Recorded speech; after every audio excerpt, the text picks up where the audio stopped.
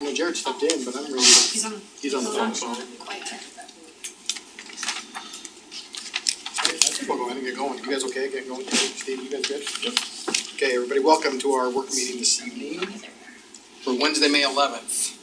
We will kick things off right away with item 1.1, review of this evening's agenda. I just have one question in regards to make sure I have it right here. I guess it's just in here. So on item 2.1, if there are specific line item issues that we have questions about or would like to discuss, should we do it in this time or should we set up another time to do it? Or, I mean, I know that there's a proposed action item for us to accept the tentative budget and schedule a public hearing on it for the 25th, and I don't want to hold that up necessarily or cause a problem, but. I don't think you really can. But we have that, we scheduled you for 2.1 in the work meeting. Right. It's also the same thing, so we can. Yeah. So is that an appropriate time to ask about those things? Okay, just want to make sure. That's why it's there. Yeah. Okay, perfect. Thank you. Right. Okay. Any other questions, staff? Anything from staff? Alright, well, I'll give you a call. Item 1.2, future agenda items. Right, nice, Mike. You have any- Just this here. So, Wendy can help out on this, but we were approached by the Warriors to possibly be a sponsor with a new collegiate combine, rugby, collegiate playoff sort of thing. You all have this right. Sheet right. We were the ones supposed to be sponsored. What's that? People are supposed to be giving us money for sponsors. So we had a short meeting 2 days ago, yesterday. It's been a long week, maybe it was yesterday. And they kind of brought some impact studies of kind of what it would be for fiscally, and then they kind of brought a presentation. They started off with a couple different buy-in options, all the way from 2,500 up to this proposed, I think it's 15 or 20. 15. So we have different sponsorship levels available. Their title sponsors, their first main guy, that is their big sponsor. They're going to get first right of refusal. I don't want to say it because they haven't reached out to them yet, but so this is just something we want to put on the agenda. Possibly, speaking of it, it's the first weekend in July, so right before 4th of July weekend. So The highlight is the big final, the big game is on the FS1. Yep, So Fox they 1. want to highlight the city. National For the coverage. 15,000, there'd be national coverage on FS1. And it would be Harriman City. Harriman City Good show, logos. like a guide. Yep. Used to be kind of like what we did with that soccer Right, with program that we did a while the ago. soccer They tournament will thing, produce yeah. everything for us. Yep, so they'll do a lot of B-roll. And then I think they went in through here and actually added a lot of value options. I briefly read through it from the email today that they got, but there's lots of value in there, so. So maybe follow up and you tell us if we can have anything measurable from that women's thing that we did. It's cool to see your name in lights, but like. Yeah, what's the impact? What's the Right? value that we see a got? Yeah. return from that. Yeah, and a lot of these things where they talk about, the ROI from local taxes, This is county based, so it's Yeah. a percent, we'll get a percentage of that, obviously. And their hotel partners aren't in Harriman, obviously. right, that's the other thing. So right? We don't maybe get next any year, of that. so this is the one-time, first year inaugural kickoff, do it 140% value, and then next year they'll duplicate, right? Hopefully we'll have a hotel by next year, maybe, right? So, And I think there would be options to send people to help siphon them to our businesses, whether it be coupons or packet or like a city packet that, yeah. And a lot of these kids are from Harriman, they're going to this combine, and it's invitation only, these kids aren't getting paid, or they aren't paying into the sport to do it, they just have to travel here. It's not like the other ones where they have to pay thousands of dollars to get noticed, right? So these are invite only, those are a couple of the key highlights I took away. okay, we'll bring this back. No decision tonight, we'll bring this back for, Yeah. we gotta decide quick. I think the next 2 weeks in. So we just want to put that out there. And we did invite them to participate in our town days, just like we always do with the Warriors. Yeah, so probably see them with the booth there. Maybe some clinics, Clinics. we talked about doing some Right. clinics that week, so. Will the amount need to be added to our donations budget? That's a Wendy question, Well, probably. cause I handle the legislative donations and I didn't budget. So probably it would have to be discussed, yeah, probably. Figured out how to pay for it. Okay, so that'll come, we'll put it on the next meeting, so we just wanted you to have this right here. One other thing, I know it's a busy time for graduations and whatnot. I don't know if that needs to be brought up on work meeting or anything on what we're doing there as a city and figure out logistics and timing for schedules and who's gonna be where and what. Cause I know we got a parade for Harriman and then just normal graduation for the other parties, but I think it's at UVU, most of them. But we do have quite a few at. Harriman's here, Harriman's here at their Okay. stadium. Mount Ridge is at UVU. Providence is out there. It's the RSL. It's at RSL. On the 27th. I'm sure RSL's at RSL. Yeah. But I know there's a few other local high schools that are going to also do their graduations at RSL from other areas. Yeah. It's great. I think Murray. Murray is one, Yeah. That's great. Yeah. So, So we can maybe, And I don't know if we need to, maybe I'm gonna shop local or something there to highlight our businesses while they're there. Maybe a flyer or even signage, or I don't know what we can and can't do, but Maybe it could be a part of, we've been mulling around the idea of having, a taste of Harriman, like with all of our local eating establishments, doing a little sampler, so maybe we could marry up the ideas. and I know the rugby, go back to the rugby, I know they were open to that kind of event too, one of the nights they were here too as part of that. yeah, and also volunteerships, all kinds of, and then Service project, Service yeah, we got project, service community project in the projects, yeah. city. Okay. Yeah, we gotta look at that, cause I'm, make sure we all, cause I think it'd be great if one of us from council was at every, off one of the 4 graduations, you know, all of the 4. Okay, thanks, man. okay, anything else, Jared, any future agenda item for you? Steve? No. Okay, I've got a list, unfortunately, I'm sorry. Wendy, do you wanna go through yours? I had Do you wanna one. read yours? We got the rugby. Hold on. That's why I sent it to you. And I can bring them up too. I'll bring up a couple of these, cause it's, I mentioned them to you. We do need to put on there a look at a waiver for fees for the Field 6 Oh, okay. at, this Saturday is the rugby state high school championships here. They didn't think to book a place for their teams to warm up, so they're hoping to use our Field 6. They're already coming here, they're bringing their tax dollars, they just need a place to warm up, honestly. We can't reserve it that day anyways, and RSL's asked us not to book it that day. So the rugby teams are looking just to, if we can just use that Field 6, but we can't officially waive fees without the council now. It's kind of a new policy, so. Yeah, so it might happen after the fact, but we've told them we're gonna get back to them after the fact, cause that's a Saturday. So again, they're already coming to our community, in my opinion, so I'd like to look at possibly, we don't wanna go down the rabbit hole too much, I mean, we don't wanna create a precedent of much of this, but in my opinion, they're already coming to this city and they're gonna contribute tax dollars, so they're not gonna be used anyway, so. The other thing I'll need to know on that is about lights. We need to schedule the lights on the field. Okay. Okay. We find out their schedule. I think it's, cause the championship game's at 5, I think they start at 9, so I don't think lights should be an issue. So they'll be off the field by, 7:30. and that's not even a warm-up field at 5, cause the final game's at 5. Okay. So they should be okay. It's like a 9 to 5 type of thing. Okay, Harriman Preserve, Nathan, you had sent an email about that, you wanted to. So the developer is asking for a work meeting with council to talk, and I think that was suggested in one of the last, Infrastructure. working groups they had within the infrastructure, that they really need to, that the entire council has to decide whether you're going to approve the level of density they're asking for before they spend more time or we spend more time. So the question is, do you wanna do a special meeting? You just No. wanna stick it on a regular agenda, work meeting? I don't know how long that's gonna take. You get paid extra for extra meetings, right? I mean, just for the one that we did, I mean, to have everybody come in on another night for,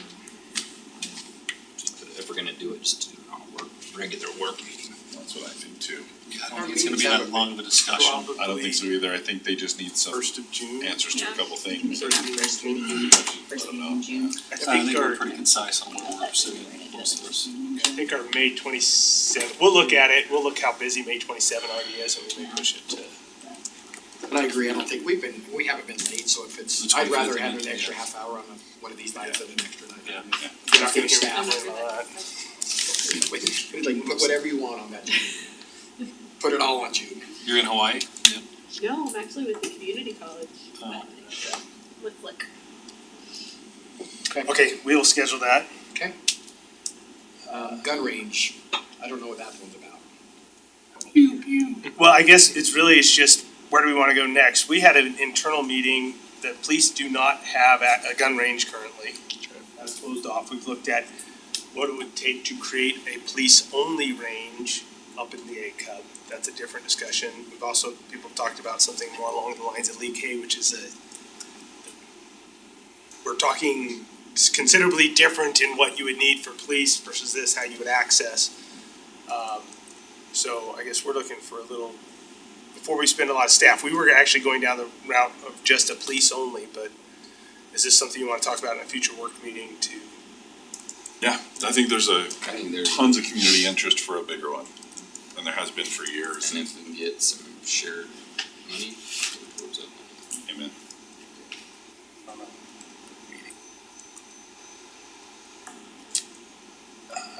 Did you wanna talk about the waiver? I see waiver of city projects. Was this more along the, what we were talking about with the parks? So Well, that, that's different than this, I read that wrong. Okay, sorry. yeah, so this is waiver of fee for city projects. Community development, like maybe you can speak to this a little bit too. For example, we have Juniper Canyon Recreation Area, the Trailhead Project. That estimate came in fees, impact fees, building fees, permit fees, everything was $170,000. About 200,000. So we've been talking internally, and we need to look at the different projects that we do, water projects, road projects, park projects, all the different things that we do, and whether the city wants to look at the waiving those fees. To ourselves. Cause it's to ourselves, it's really a, Not following. Looks like there's. So we charge ourselves. Why are we those charging impact ourselves a fees. We fee? charge ourselves. That means our into- costs go up to pay the fee. That doesn't make any sense. It's right So- on left hand. Yeah. It's just earmarking it for the park impact fee or the transportation impact fee or the sewer. So it comes out of the general fund into those. Just Or earmark vice it. versa. So an attorney or and or an accountant came up with that. It's what the ordinance says. so that's a council decision.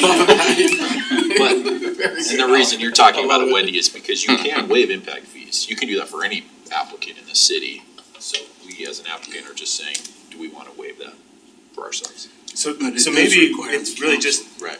future work meeting to see, do we set up, we amend the ordinance that allows you, again, think if we're I'd like to look at it, yeah. $200,000 for a park project, phase one, that you could spend the 200,000, actually give something back instead of shifting it around and then paying ourselves. It's just, it feels a little strange. But We'll bring it to you. okay, so that's a future agenda item. Yes, Okay. yes, absolutely. Okay. Another one Wendy sent over is the Community Development Block Grant Program. Yes, we are an entitlement city. We currently are going through Salt Lake County for funding if we have projects that apply. This would instead send the money straight to us instead of us going to the county. There are a couple different ways to do it. Michael's been really working on gathering the information and seeing exactly, but we do have timelines. He sent me an email this morning. And I Yeah, did. yeah, don't go to the county. Okay. Yep. We wanna bring it to you because there's only specific projects that it can go towards. Yeah. There is an administration burden that occurs with the program, so we just wanna make sure that we're aware of that. We're willing to take that on. We can probably go through a process to get an approved administrative overhead rate through the federal government. That only takes about 3 years. We can do that, which allows us to do charge administration to it. But it's, Ellen, how much did we anticipate? Do you recall what it was per year? Or was that Michael who had that number? The county had told us it's gonna probably be about 150 that we can put towards certain projects. So, right now, we're not really applying for anything through the county, the CDBG funds, and we haven't for a while. I think the last project was the ADA ramps, it was a few years ago. So, But again, there's nothing that came out of this, I mean, I think the committee that does it at the county does a good job with what they're, but it's, none of it's coming out this way, so again, we're giving. and part of that is that we're not applying for it. Right. We're not jumping through the hoops to get it. Right. So over the summer, let's see, timeframe for consolidated plans to be submitted is no earlier than November 15th and no later than August 16th for the program year of appropriation. So we really wanna start working on this over the summer to get our plan together. But we'd like to bring it back to future Okay. meetings to discuss with you. Absolutely. Okay.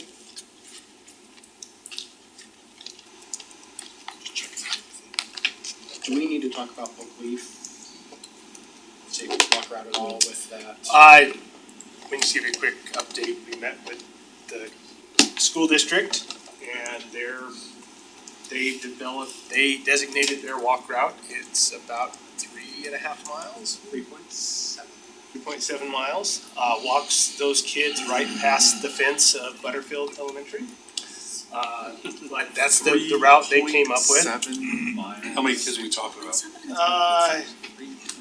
200 or so. It's the area of Rose Basin, so 3.7 is measured from the intersection of 7530 West and Houston Road essentially.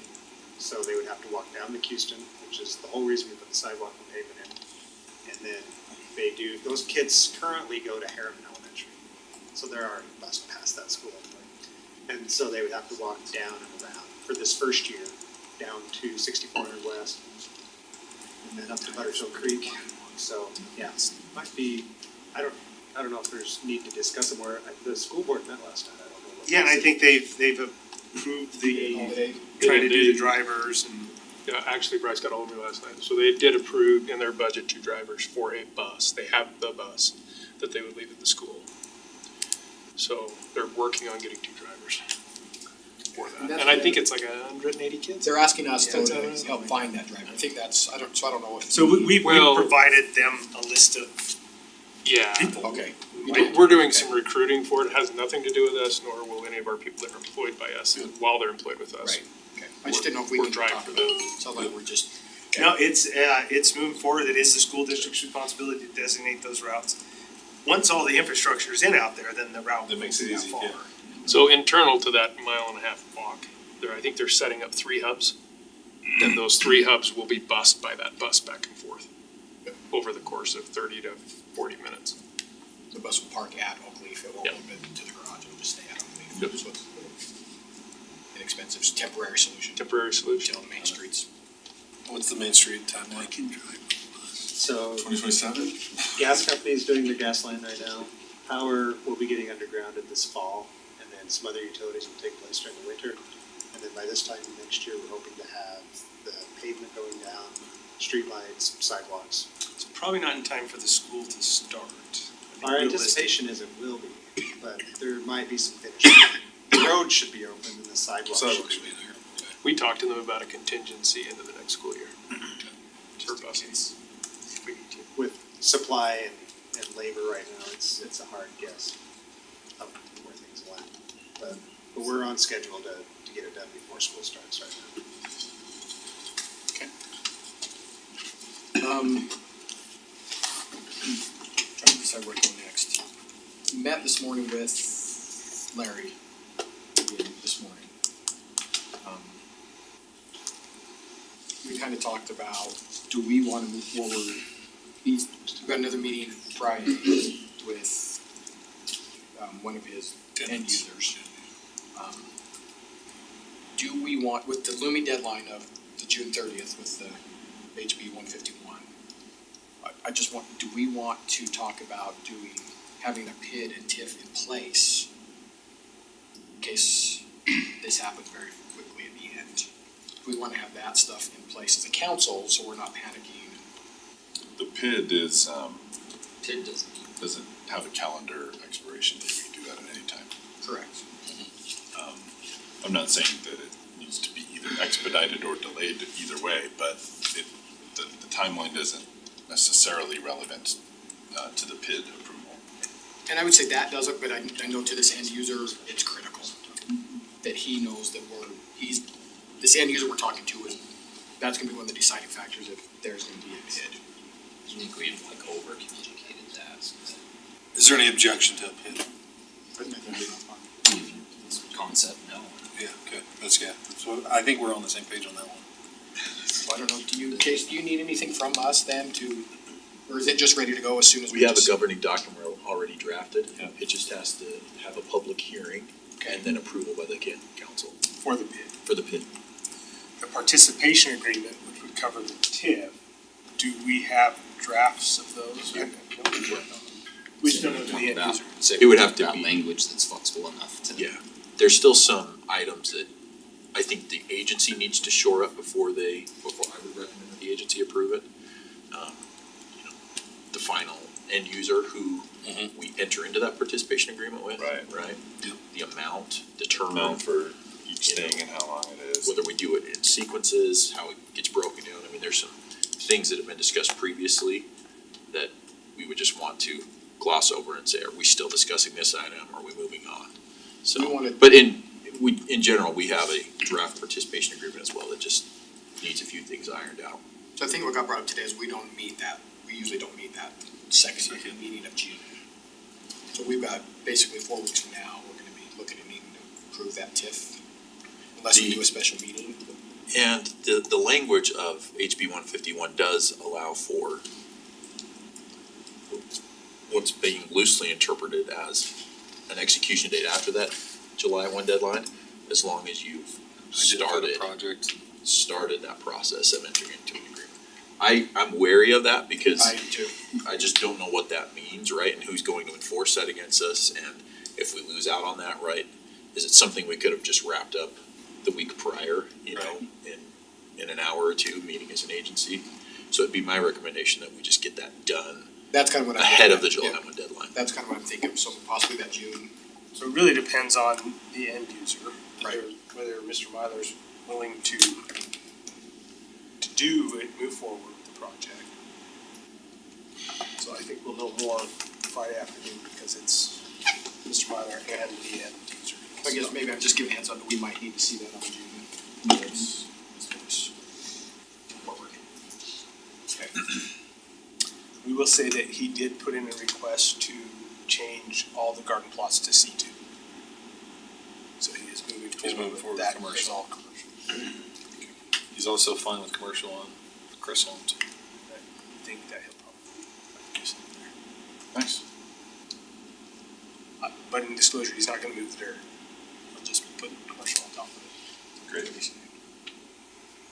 Okay, another one, this was something that I emailed about too, but I just thought we'd put on a work meeting in 2 weeks or the next quick, just real quick, cause we can't do it. Or you guys can email me even too, but just some feedback on that community youth center, that we need to get that church. So the church came in, kind of just, we didn't know what it was presented as a youth. It still seems It was- weird and backwards to me. Well, that's from what they've And we explained can't to tell us. you what business to run. Well, they just wanna know what amenity we would like to see in the city, because basically, the way they explain it is, it's hard for a church like that to make it work just with the parishioners on a Sunday. So they do want some other features, including possibly daycare, during the day, but then they wanna know what does the city use that they could possibly rent out in those evening hours? What would be a benefit to the city? Is it indoor, three things, indoor field space, outdoor field space, and they would do a smaller building, or do we want like an event center? And then then it becomes a church on Sunday. They can So- pick, like, do whatever you think is. I know, but they're asking us, what do we want? I mean, I love that they're coming to us and saying, what do we want? That's my answer. No, any of those I think are That might needed, be- but it's up yeah. to them to determine if they can do it. And they could do any three. They said they've got, that's what they said, they'll do any three, whichever one we would like to. I think our economic development staff could give them ideas of what we're missing in the community, right? And I think it's, one of those 3 items would be fine. Obviously, space is always limited, but an event center where you have space, but, you know, offices, clinics, after-hour community events, you know, like, not like city events, but, you know, I don't know. I mean, I know it's rare for them, but I think it's cool they're coming to us and saying, hey, what fits best in your community? Like, what do we, I personally told them I mean, of course I would love sports, but I love the events. I think an event center is desperately needed out here, some space or something like that. I would just hate offering a good suggestion and then 2 years down the road it's not feasible or they can't make money at it and they don't run it That's properly what or, I'm saying. yeah, then we hold it back, right? Yeah. We can kind of give that Like, to them. like any of those are But good it's ideas. whatever Yeah. they choose is still their, Yeah, their ownership, yeah. it's their choice, but. Right, so the And they answer to have which done one this of these model in three other is places, yes. so. Right. I don't think there's a bad decision. They're going down the right path, yeah. Okay,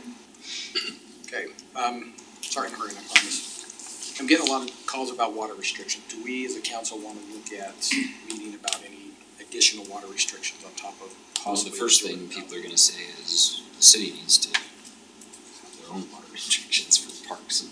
We are. We're doing what we did last year where we cut back in our passive, but kept our active healthy, right? And we always get those complaints. So I'm sure we have things queued, right, for public outreach. I think we That'd follow be the the first county thing. guidelines, right? And whoever or the water district guidelines. Yeah, I think we can just, recommend what the watering guideline right now is twice a week. Just, that's what people should be doing. If you're doing it every day, you're wasting water, So education first, and we can look at. And then if the state or the county tightens up, How do we I know we can see the water usage on culinary, secondary as well, but enforcement's the tough part, right, Justin? I mean, Yeah, enforcement's the most difficult thing. We're currently working on a drought management plan that will have levels that the council can adopt to say level 1, we ask you to reduce by 10%, and there's restriction in there. It's not ready yet, but we plan to have it ready for next year. We're working in conjunction with Jordan Valley and following them. They're developing one and we're trying to mirror that since we're a member agency. So we're in the process of developing that drought management plan. It has increased tiers, so if we go to like a level 2, which might be a severe drought, then we could enforce higher tiers, water rates on tiers to try and help. yeah, I mean, the hard part is we're already in extreme drought. I mean, we're beyond all the preliminary steps in terms of water. That's statewide. As Yeah. far as Harriman specifically, we're feeling okay right now with Jordan Valley's sources and our sources. Okay. And so that's why we kind of want to match Jordan Valley, their drought management plan, so that we're kind of lockstep with them. Okay, makes sense. So we're working on that. One longer range thing to think about that, staff, should we be looking at some of our non-functional or less functional turf, removing it and doing something different? well, I think Kind of long term. Heidi and then is it Bryce? It's Bryce? Yeah. So I talked with him actually and he's reaching out to all the HOAs. That was There- David. David, there you go, sorry, yeah. So he's reaching out to all the HOAs and he didn't put two and two together when he talked to me until halfway through the conversation, but I think they're in that process, so. Well, I'm thinking about the city city too, owned yeah. stuff. I mean, we're asking HOAs, but what about our Yeah. own things? We've started to look at these grass areas here adjacent to City Hall as well as our medians Yeah. to see what we can do. It's gonna be expensive. It's not gonna be cheap to Part, replace that with space. okay, so what about areas that we haven't landscaped, like for example, some of the basin, detention basins we're gonna be redoing? Is it just cheaper to go in with an artificial turf or something? I don't think we can Ahead do of time. artificial turf in Yeah. those areas. But we have a current, Because of the- Locust-scaped. I understand. so we already have a general design for all of those unfinished unfinished detention ponds. And so those ones are already designed with water efficient Got it. landscaping. Great answer, Tony, thank you. Hey, question on the park strips, like around the dog park, could we not do diagonal parking, like rip those out? Do what? Like the parking? Take out the Oh, park strips. they're and looking at that right now. Yeah. Engineering Bryce is putting that looking at it. together, we're looking at it, it's another one where we don't have very much room. Right. So trying to get something in there, we're gonna have to rip out some. Remove the curves, median, landscaping, yeah, maybe. things. Probably expensive. Possibly, it's gonna come down to cost discussion, I think, when we get looking at that. Alan says we got enough money. Just a council decision, right? That's all it is. Okay, anything else before, I'm sorry that took so long. Are we on to item 2 yet? Right. Okay, move on, item 1.3, council discussion of future citizen recognitions. I don't have anything. I don't either, but with these graduations, I'm sure we're gonna have some cum laudes or whatever they call them now, the first and second people. Valedictorians, whatever, yeah.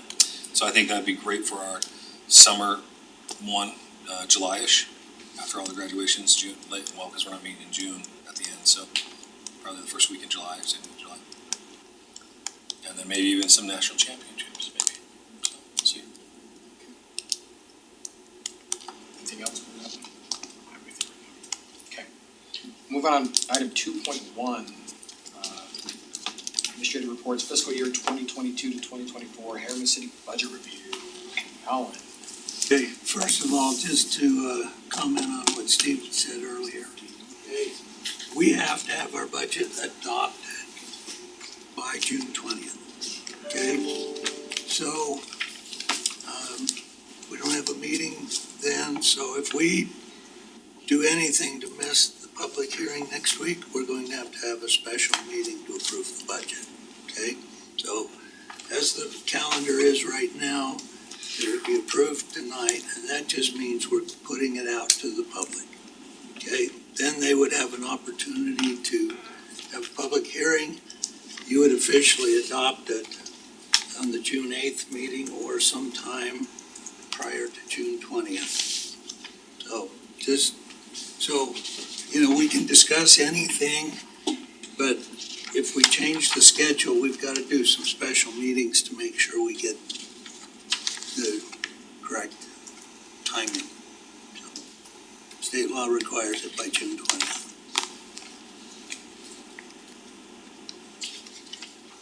So do you want to bring up any?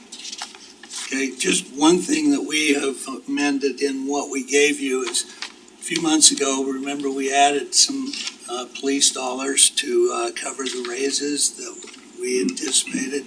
That didn't translate into the budget we showed you, so the salaries and wages of police actually. In the existing, in the Right, fiscal year 22. 2022. You approved that, and that still shows the old numbers in here, so we've adjusted that up to represent that number we approved then, so. Other than that, I will take any questions and Monty will answer them all. So we got a few questions on line item things. I was trying to find, so revenue from summer events, from ticket sales, like rodeo, the enduro, arts productions, those kind of things. Where's the line item for the revenue? I see line item for sponsorship, but is it this 3671315, 36730, 36? Are those the lines that are the ticket sale revenue from those? So 36715 is the sales for the rodeo. 36730 is the sales for the enduro cross. And you have several others there. If it doesn't say sponsorship, this is revenue items for the. Yeah, the sponsorships are the 36,700, and they're identified as sponsorship, but I just wanted to make sure, so those are the revenue Those from are the those. revenues. Okay.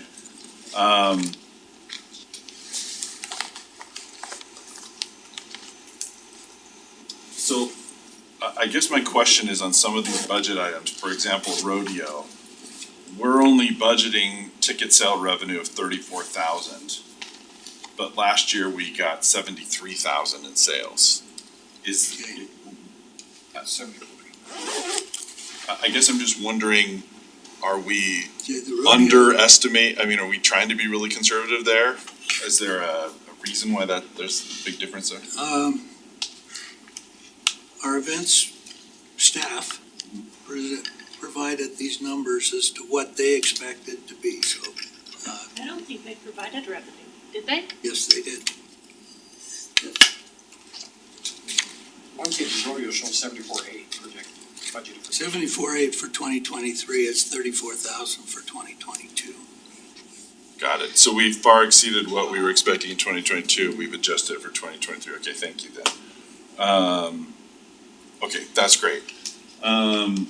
The other things that I noticed as I was going through this, there are a lot of places where there's increases for seminars and training, travel and accommodations, and especially kind of office supplies. Well, the travel and training item in many of those is related to the new law regarding CDL, driver's licenses. Okay. You can't just go like what we've done in the past. There's a $3,500 class you have to go to now Understood. to pass the CDL.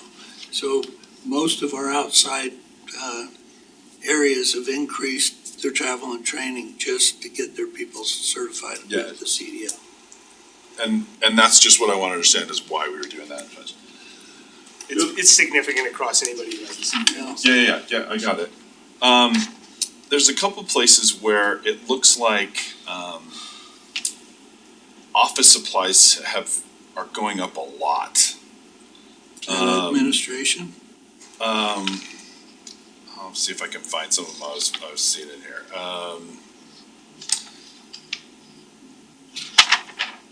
What is this in? Yeah, so administration, yeah, I'm trying to look here. Office supplies, we spent, $4,300 in 2021, $3,400 a day, and we're still budgeting 10,000. General supplies, it looks like we've gone from as little as $650 to as much as 20,000 to a refund in 2021 to 3,022, and then we're just budgeting 8,000. I guess I don't have a problem with the budget number. I just asked the question as to why that's the number we came up with on some of these things. I see places where we're increasing budget, from $2,500 to $5,000 in some areas. And it just seems like, I know prices have gone up and I would expect there to be incremental increases all over the place. And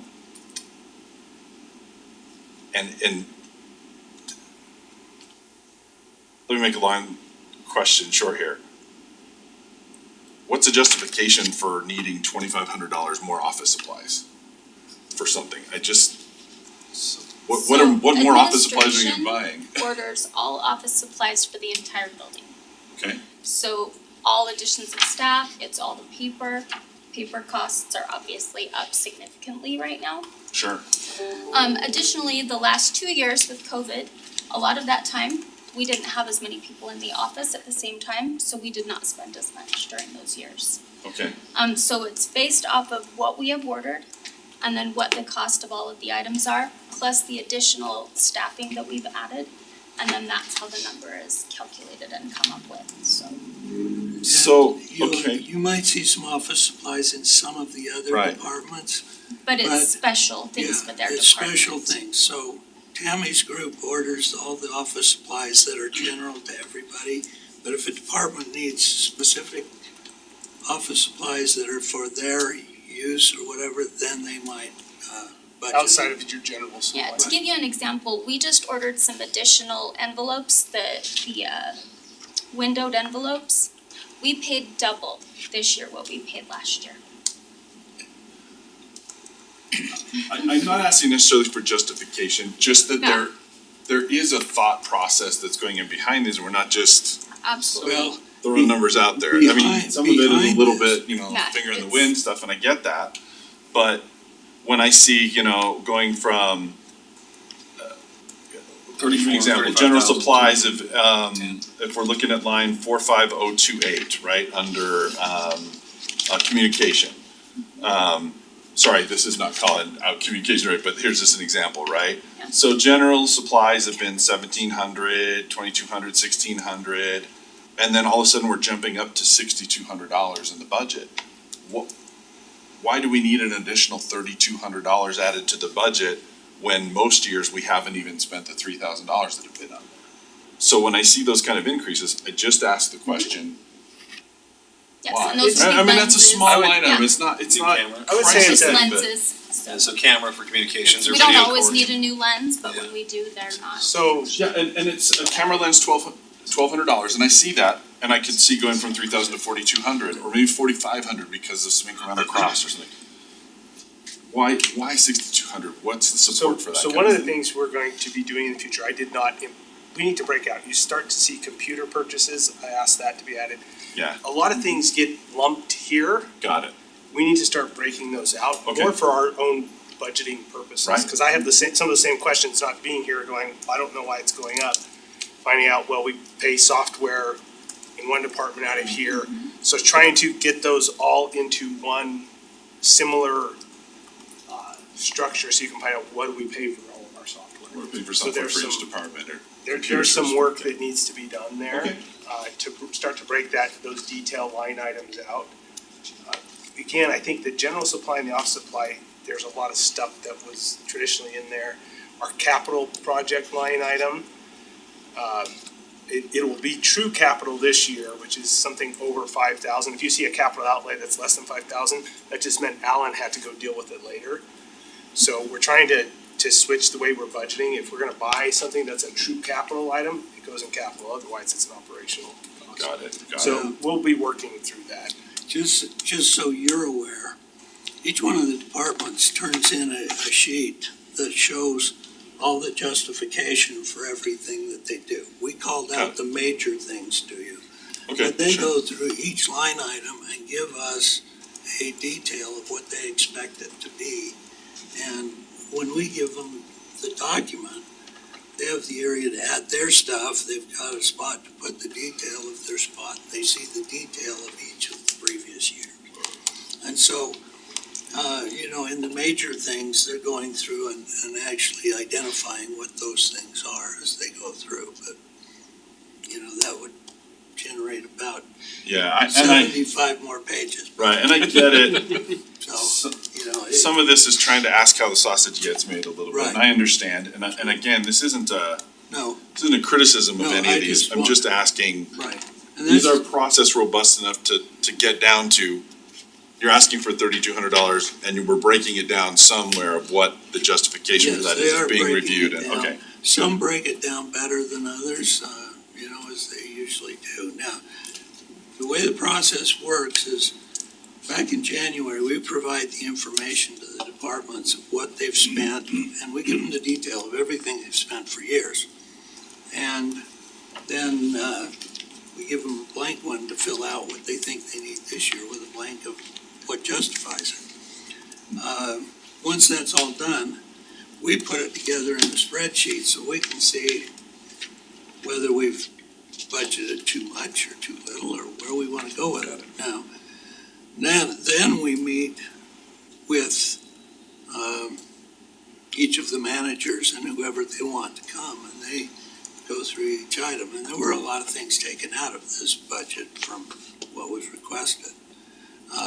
Not because we couldn't spend everything that was requested, but we were trying to make sure we had money for capital projects as well. And then this goes again to what Nathan proposed and we've started working on, is this 10-year plan. As we've gone through the 10-year plan and we've calculated, and you know that if you get out 10 years, it's gonna have to be adjusted in 2 or 3, but using that, we've said, okay, based on that, we want to generate this much for capital projects. So we've used the budget process to try and match up to the 10-year plan so that we can get to that spot. Now, like I say, there were a lot of things dropped out of here that were requested, and they'll probably show up again in another year or two. Plus, one of the things that's happened with our CIP is most of the things in the CIP are the capital improvements plan, are the construction projects, and we've got reimbursements in there. But we don't have, for instance, things like upgrading our computer servers or the new printer for the GIS or whatever. And so those are things Yeah, I that got a good question about that we too. will be pushing forward on to try and get everything that's going to be wanted for capital improvements put into the plan so we know when to expect it and how much to expect. And I guess I'm of a mindset that I don't believe it's ever finished, right? It's a continually improving process There's no to way. refine the I've the budget remodeled and it all of 3 this. times since we started it in July. Yeah, you know, I totally get it. You get this budget and all of a sudden you've got new things to look at in the 10-year Yeah. plan. And so, we've input the budget into our 10-year plan.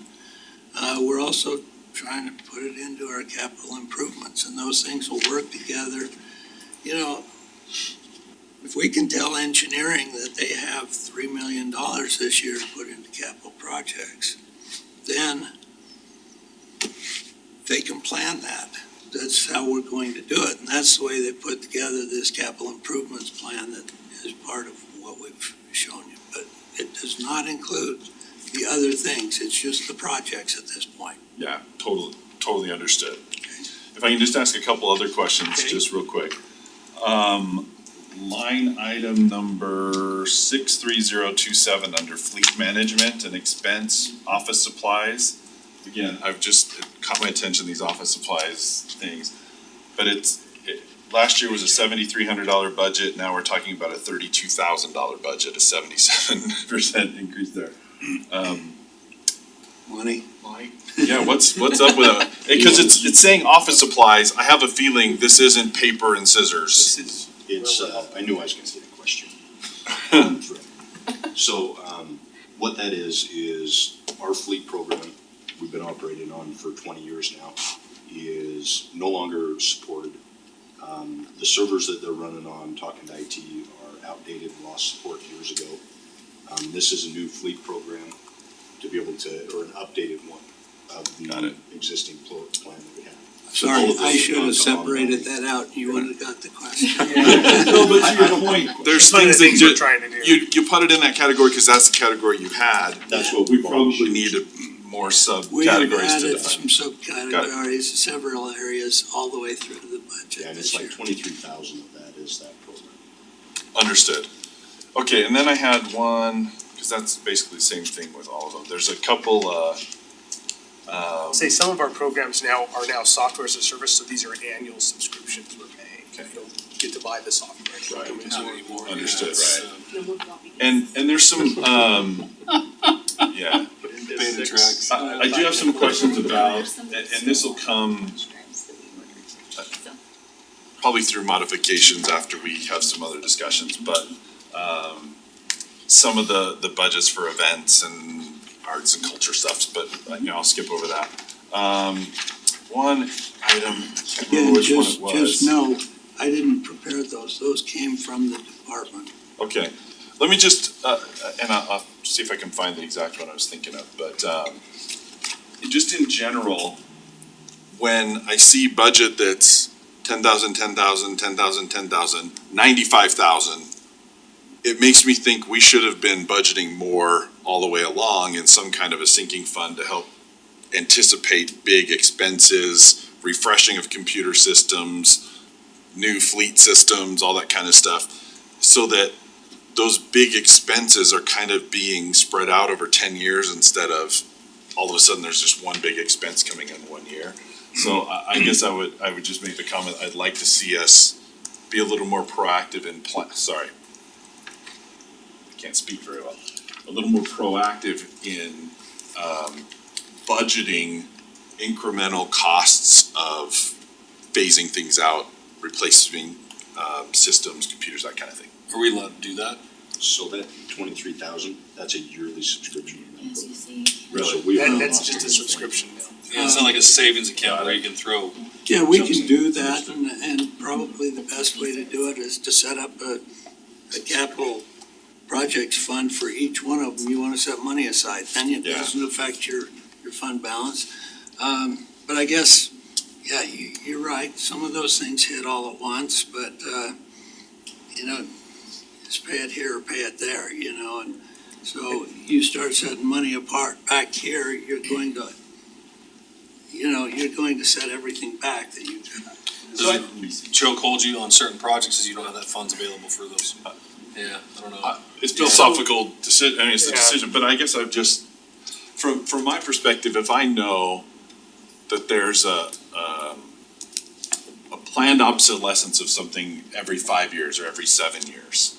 It makes it a lot easier to just plan that 20% of it every year for 5 years, so in 5 years you can So one substantially thing replace it. we can do it that way, I've done it that way. The others, if we get everything into the capital improvement plan, we'll know when those things come out, right? When we have to buy them. The 10-year. We're using our structure to say, okay, we know this expense is coming, Got it. so you can save it and transfer it back in, that works. Like I said, I've done that for VACons. That's fair enough if the CIP plan is including these other things, right? Okay. And that's the Then maybe intent. maybe that's the best way The to other thing with accomplish that, Steve, is just, if you look at what we're budgeting this year, the only things that would really be affected by that would be your pickups, your computers, and those kind of things. Because anything bigger is being financed over a 5-year period anyhow. So, the smaller things, you would have that on, but the bigger things,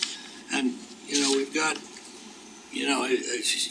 as we talked about when we first presented this, software by subscription is becoming a big deal, and I think there's 5 or 6 of them in here that are kind of new, Yeah, got it. So we're 20-some thousand a year on that fleet subscription? And that one is fairly inexpensive. Fleetio and those are about 43,000. Yeah, What so- a lot of them do is they go off the number of assets that you have in your system. And when you There's a base fee get plus $7 numbers per in that. asset and you got 520 assets, it adds up really fast for monthly charges. That model is the new model. I think That's it's what almost everything's impossible all to the SaaS stuff right yeah. now. buy software and install it. Yep, I totally understand it, and I got no issues with it. It's just when, all my questions have been answered satisfactorily.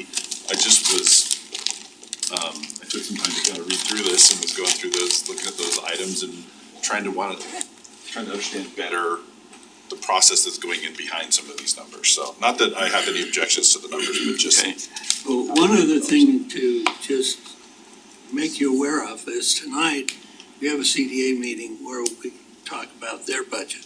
Well, their budget are budgets that are in here. Fill in the. Okay, we're going to be talking about HCC's budget, we're talking about HTC, CDA, we're talking about the Business Park CDA, Anthem CDA. But those are all part of the city's budget. Those entities, although they're technically separate from the city, they qualify for what's called a blended component unit, which means they're just included in our records. We're not required to report them separately to the state auditor. We just report them in ours, but we have to have the meeting. Now, the fire one will not be approved tonight. It's presented to you at this point. Got it. We won't approve it till, I think it's the 4th of August when we have our truth in taxation, Understood. okay? Okay, thanks, Alan. I don't have any other questions, guys. Thanks for the exercise there. Anything on that? I do want to look, I depend on how I know we're talking about the sound system later, but Yeah. I'm still looking at the arts budget here. I just want to make sure we line that. 165, 164?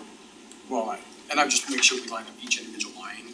So we can kind of. Yeah, I saw some things, there, and that's what I mentioned. There's some things we have to go back and adjust, like, youth theater versus That's youth what I- show yep. versus this, like, that, those need to be broken out too, and we need to revise that, so. Yep. Again, I don't know that the total numbers So- are changing substantially from what's on here. So They what just can- need to be reality. In that request is that $15,000 for the flying carriage. I'm assuming, I haven't heard any counselors supportive of that expenditure. I So, wanna know whether is there's that any the 50 budget to for the 60? sock puppets and the story time. I'm glad you said it cleverly. What was that, Teddy? Sock puppets And the and story story time. time. What about them? There's no budget. I don't know how we're gonna perform. You can do it.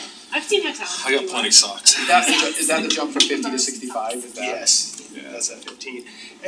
So one thing this is still a city budget, so we do need to think about how internally, just because you put it in there doesn't mean they get to spend it the way they want. Yeah, There right. has to be, they have to fall under our procurement rules, there's all sorts of things that I think we need to tighten up. We got a meeting about that tomorrow night, to kind of go over some of that with the Arts Council and, specifically with the Arts Council to tighten up some of those things. It's just, it's a substantial amount of money. In the whole budget, it's a tiny little line item, but it's a substantial amount of taxpayer money and oversight and, control and accountability for it is just part and parcel with that amount of money being allocated, so, And just think, and we mentioned to them, that meaning you can be there, I mean, if they want, I love what they do, but if they wanna come back and ask for more, they need to have a better, Justification or process. Cause the numbers just haven't added up to where they've spent, so that will just help yeah, in a future argument to the council. agreed. Now, if you approve this budget tonight, it will be put out to the public. They will have access to it. So if we change anything from tonight till we adopt it on June 8th, we'll want that to be part of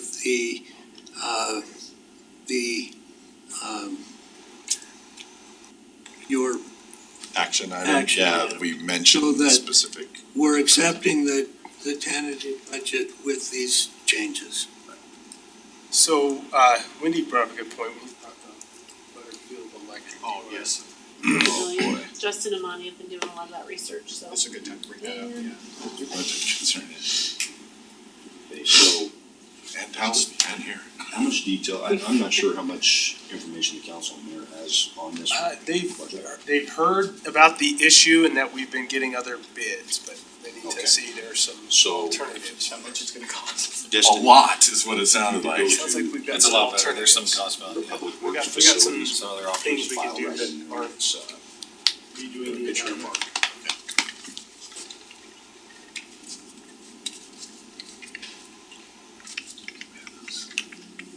Community drives are really full. and it'll be stuff Fun like that. stuff. Okay, so this is a picture of the vault where the damages occurred.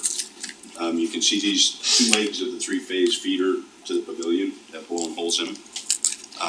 That vault has been, I would say, a problem out there to the park for a few years.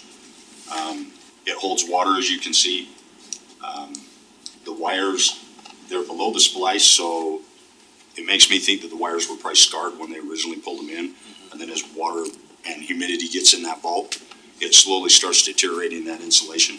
And eventually you end up with arcing across there. When we found it, that water in the bottom had ripples in it every time it would arc. That's a lot of juice going down to that pavilion. So the initial bid, we got a hold of JP Electric, we had them come out and take a look at the problem. They looked at it, they said that nowadays electrical standards, there are some issues with that line. One is it's a 500 MCM cable, which is being fed by a 600 amp breaker on the top up at the panel. That 600 amp breaker causes that line to be undersized. It's not adequately protected. And so they recommended changing that breaker out to a 400 amp, which down at the pavilion, we have a 400 amp that it feeds to. So it should be fine. I'm not sure why they put a 600 amp up there in the beginning, but that could be partially why that blew a hole in it before it started causing some other issues. They came in and they said, technically, they would like to replace the line all the way from the meter, all the way down to the pavilion. Destiny, can you pull up a Google Earth image of Yeah. the park, so we can show them where those different locations are? And it'll be just on the rodeo grounds and the pavilion. I didn't have a presentation prepared, so, but we'll just give you a picture of what we're looking at. Perfect, thank you. Want to use my little finger. Wrong finger.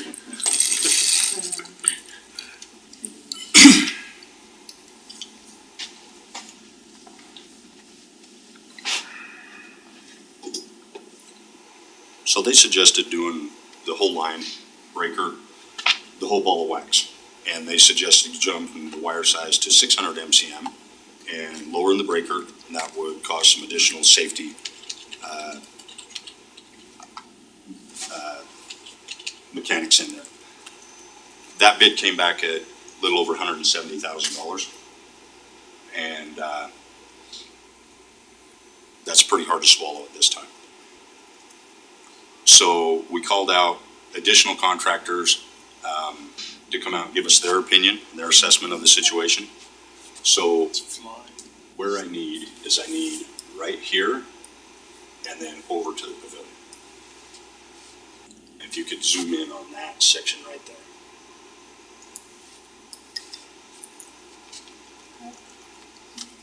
No pressure, Destiny. What's that? You can close the box on the side. There you go. Usually there's a, Close if you that close box. that, there's a, There you go, 2D. Okay, so The plus minus. It's right here. yeah.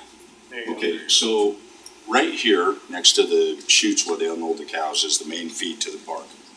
That's the transformers there, all of our meter cabinets, it's the main bank of all of the power coming into the park. About 2 weeks ago, we came in to work and we didn't have any, we had one leg of power at the park, so everything was browned out. So we did some tests, realized that we had lost some of our power, 2 legs of the 3-phase power. We got a hold of Rocky Mountain Power, it came out, and when it blew through those lines in that vault, it dropped 2 phases from Rocky Mountain Power. So they came out, looked at it, got us back up and running. We isolated the problem, the leg that fed the pavilion, and was able to get the rest of the park back up to power and keep working. The lines run from this meter cabinet here to a vault that sits right here in the road. We'll call that vault A. Then they turn and they drop off the hill down to the sidewalk. Vault B sits in the sidewalk.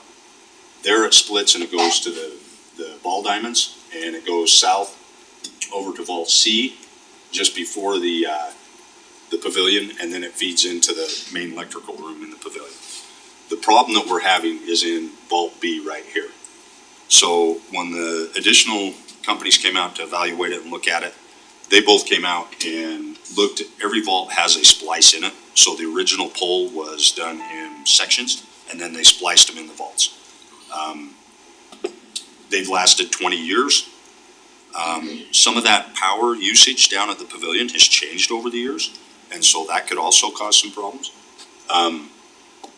But the other 2 companies recommended replacing the leg of power from box A to box B, and that come in substantially less. The 2 bids we received on that, the one is about $45,000, a little over 45. The other one is $57,000. And so they recommended that we replace the existing line here from box A to box B, replace the breaker to a 400 amp breaker, and then turn around and Mager test the insulation on all the existing lines to make sure that we have some sound electrical insulation on the existing lines. So ultimately, we have 2 extremes, right? 170, we replace all of it, and we upsize the line. If we choose to do just the section of it, and we Mager it, and we find out that another section is bad, then I had them give me some ideas of what that might cost in a few of those other sections. The section from box A to box B is the longest run at 320 feet approximately. And so some of the other sections range anywhere from $18,000 to $26,000 for the additional runs. So say we looked at it and we come to the conclusion that the run from here over to this box was also bad, that could be an additional $26,000-ish. Are they replacing all 4 legs in that A to B? So what the contractor with the most reasonable bid was Cache Valley Electric. They came in and recommended replacing all 4 conductors with 500 MCM and the double 4-aught for the grounding wire that runs down to it. So there'll be 5 conductors that they'll replace. So the question is what extreme do we want to do this repair? If we choose to go in a step process and we replace 1 leg, I think we can get a pretty good idea with a Mager test how the others are, but be aware that Megger tests are limited to what they're capable of doing. And if the insulation is solid around the conductor, but it is degrading, it may show us a safe and good conductor, and a few years down the road, we may end up with an issue. Another thing that I'm gonna suggest is that, and this is gonna require us going in and disturbing this rock wall on the grass, but the grass right here off the hill from that box is a lower elevation than the box. I'm gonna recommend us going in there and installing a drain in that box so we can get that water out of that box. Agreed. Everybody else, my thought is, to do it in the steps that you're talking about, and, hopefully that fixes it, and it lasts for another 20 years. If you do that, and there's a shielding thing that we don't know about, and it comes back up in 2 years, and we gotta replace another section, then I guess we'll have to do that, but, if it ain't broke, don't fix it, maybe, is, I guess what I'm saying, so let's fix what we know is broken, and, do tests, and if something else shows is broken, let's fix that too. And then if it says it's okay, let's not fix it. Right now, those conductors are super expensive, and if they're good conductors, I hate to see them get pulled out. Agreed. Originally, when we were doing the ball lighting down at the 2 north ball fields, there was a discussion that if we ever came back in to install lighting on the 2 south, we didn't have enough power to the park. And so there was some discussion about bringing a new power feed coming down that east access and come down. And so eventually, if we continue to need more power at the park, those are some other options that we might look at. And then pull some of these longer runs. This run from the pavilion over to here, the way it weaves through here is almost 1,000 feet. So, And I cussed that wire out, it's like over $30-some thousand just for that wire, just the wire. So we currently have a generator plugged in out there. What's that costing us daily, or? it's not that much. It's our generator. It's not. Oh, it's using- ours, okay. Yeah, and it's So not it's just using too fuel. much gas, so It's only a couple hours a night, and it's Diesel? mostly lights, yeah. The pavilion, actually looking at the load that the pavilion's pulling right now is substantially less than what I would have estimated in the beginning. We don't use the concessions in there anymore. The only way that we could really do an accurate load test to find out how much load that building's pulling is in August, when we start hitting the really, really hot months and they're really running the AC in there and they're pulling it. We could come out and install a meter on that line, and we could do a load test on it then to find out how much draw we're actually pulling down there. Are those infrared heaters all the low electrical though, right? They're all gas. They're all gas. Yeah, so they've got an igniter in them, low usage. Okay. We pulled all of the panels apart when we went down there and looked through them, and the amount of load that it's required to run that was less than the 400 amps. So they felt, both Cache Valley and Taylor Electric was the other two that put in the bids on it. Both those two felt confident that a 400 amp feed would feed that. That main panel we looked at had 2 150s, right? I mean, it's, Yeah, so that's a 3-phase. Yeah. That's the 3-phase feeders, and then you've got a section that drops off those transformers and steps it into Steps other down. voltages. got it. So how much are you looking at this year? The 50-ish. So 48, is that what you said, 50? So right now, the lowest bid out of the 3 that came in was $45,108. And that was figured off of this existing wire being 600 MCM. I went out there this morning and peeled back the tape that was identifying the legs and was able to verify that it was 500 KC mil line. So it's the smaller size line. That still meets a 400 amp, but it does not meet a 600 amp rating. Even the 600 MCM won't meet 600. Yeah, not at that length. I would suggest then that we add $50,000 to the park budget this year, and that would just reduce our transferred capital projects by $50,000. we Anthony had placed 45,000 in the budget for next year for this project. So we're basically just gonna flip Pay it flop. forward. We'll bring it But we forward. do need some contingency there. What's the too. time? So this is exactly what I was gonna just mention, is there's a couple things that concern me. One is timeline. We've got town days coming up here, the middle of next month. Rodeo. We've got the rodeo. We tested the lights at the rodeo this morning. We're still solid on that leg. But we've got quite a few Without events the that happen generator. down here, right? So you're talking, Town just days to and then- move this conversation along, the difference in those bids, one is trying to do it with the regular crews during the day, the other is talking about bringing in overtime. What we're thinking is we probably need a contingency as well, and so if it's that, so we'll, 15%?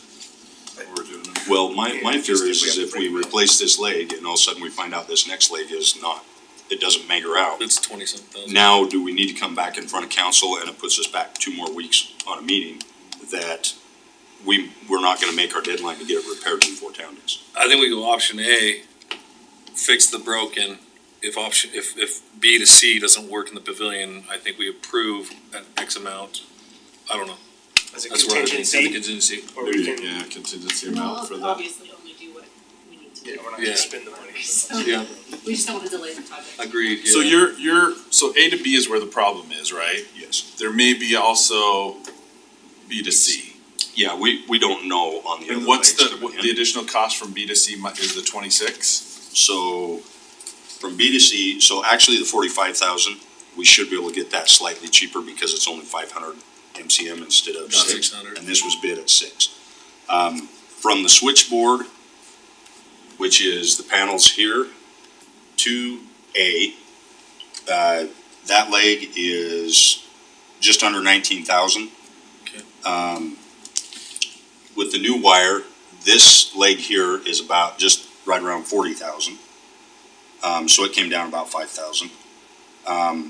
The leg from 2 to 3, which comes around and elbows over here, their numbers come out at about 26.5.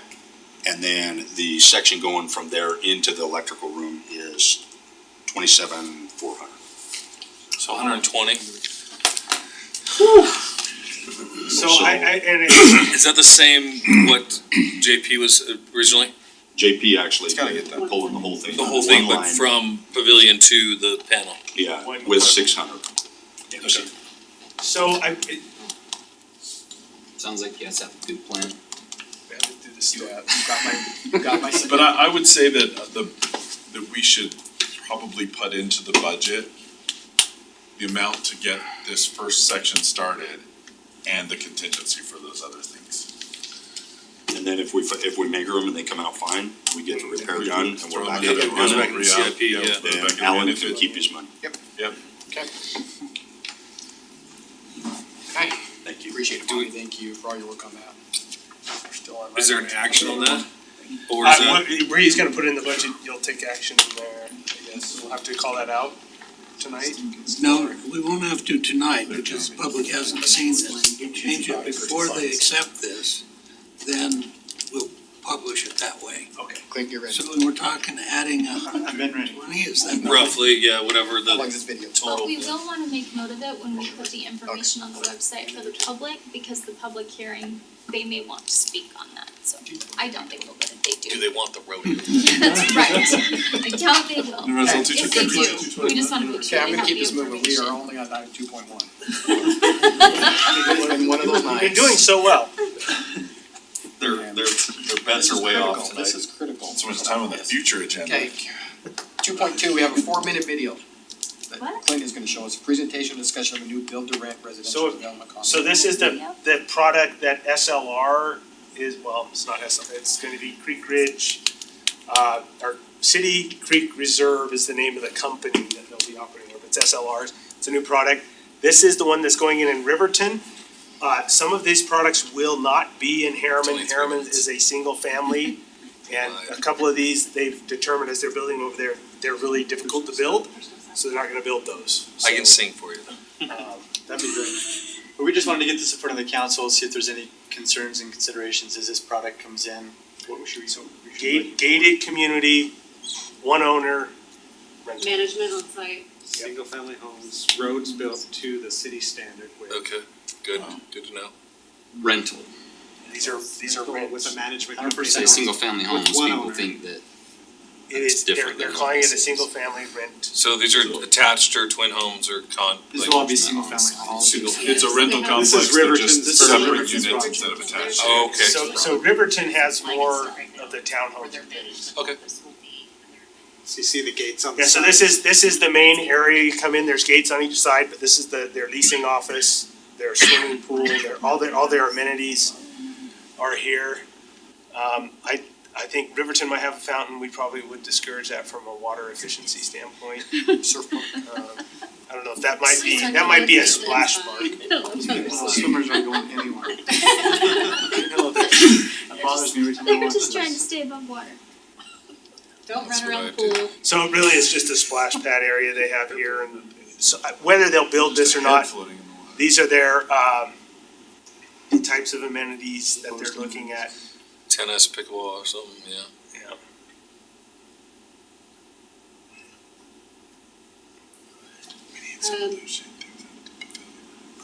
They're gonna have very few, if any, rear load, they said, when they met with us, because their direction was to have, everybody should have a backyard, and that's very difficult with that, so they're,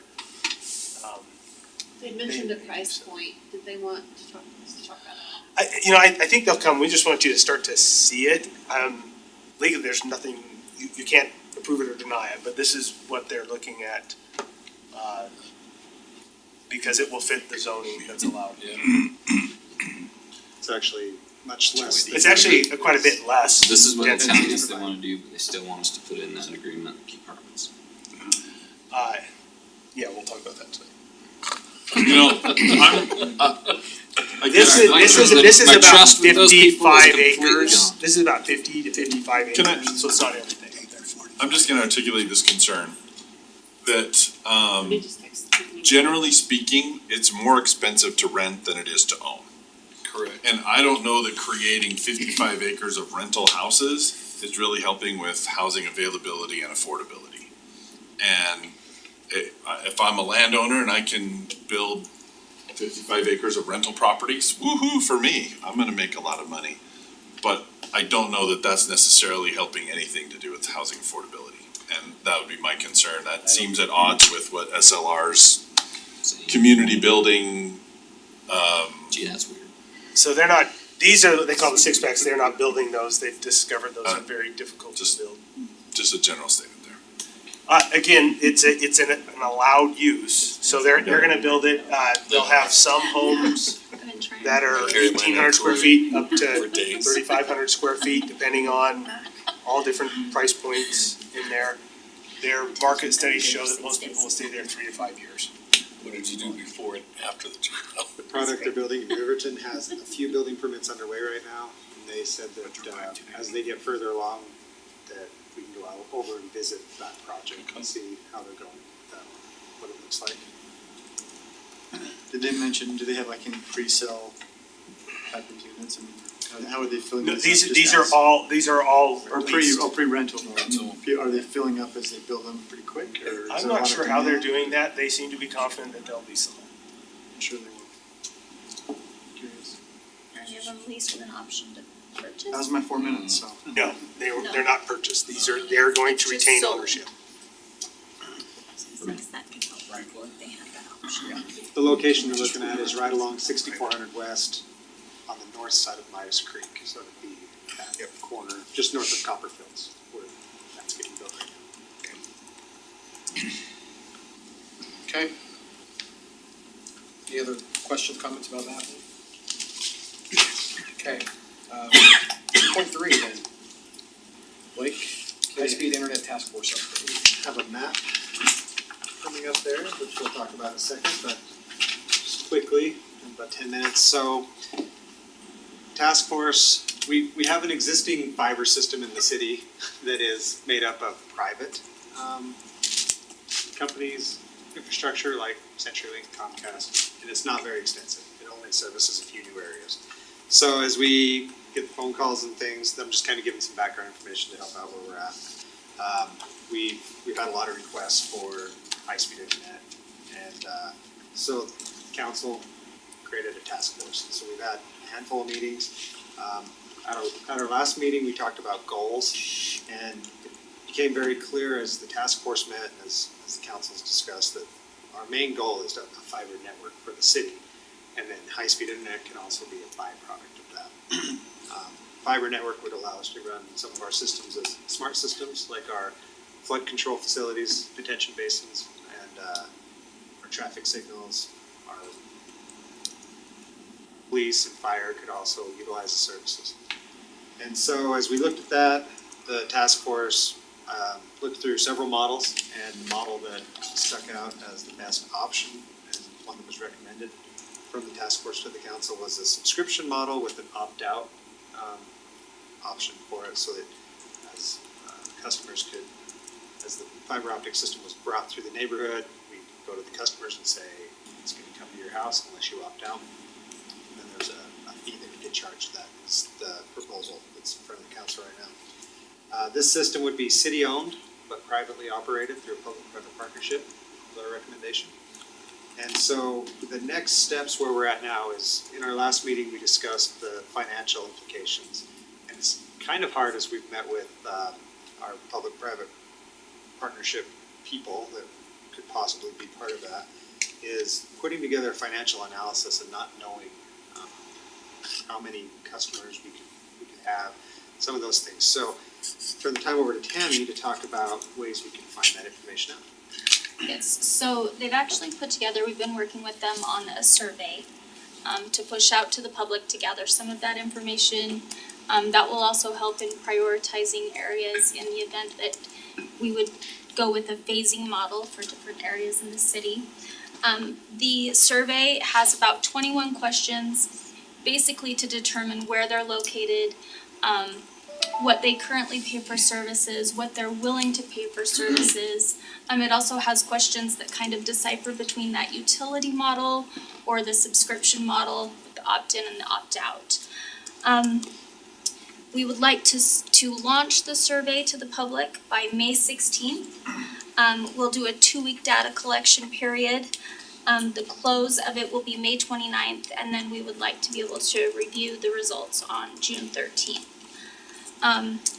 So we'll make sure that council gets all of the results from that survey to kind of let you know what your public is thinking and where they think the biggest needs are. If you want, I can give each of you just kind of, these are the questions that they have come up with. We took a look at the cities that they have already done this in and what they pushed out in their surveys, and then we just kind of tweaked it a little bit based off of comments that we get from residents through our info email and on social media. But they feel pretty strongly that this will give the information that we're looking for by following these questions that are being asked. But if you do have suggestions or you'd like anything different, if you wanna let me know, and then we'll make sure that we get that implemented.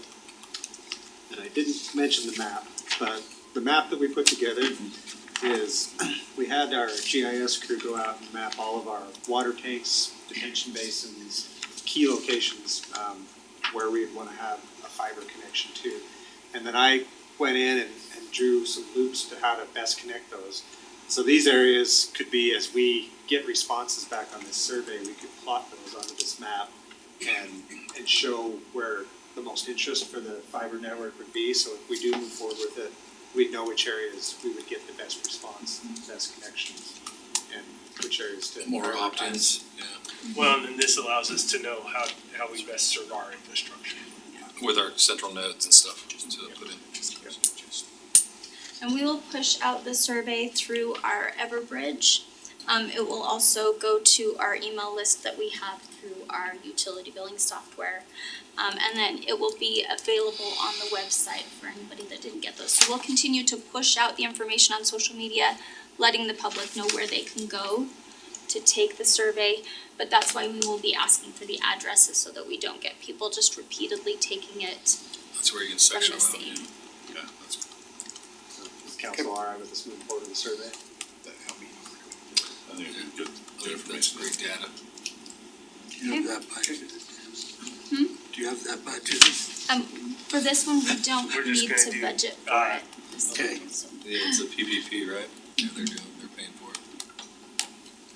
Okay, well, this time I missed, I thank you, Councilman Shields, for bringing it up. We have two other meetings before our general meeting. I don't like making public wait. I'm assuming you might have some public comments based on some items tonight. So I'm looking to move into, I'll look for a motion now. We gotta come back in here anyways. So I'll look for a motion to, whatever you do. Temporarily. Temporarily adjourn. I'll make a motion to temporarily adjourn the work meeting to go to general session. Motion by Teddy. Second. Second by Steve, all in favor? Aye. We'll go quickly if we can, quick break, we got two meetings before. I know the formalities, but still, they hate me. Oh, I did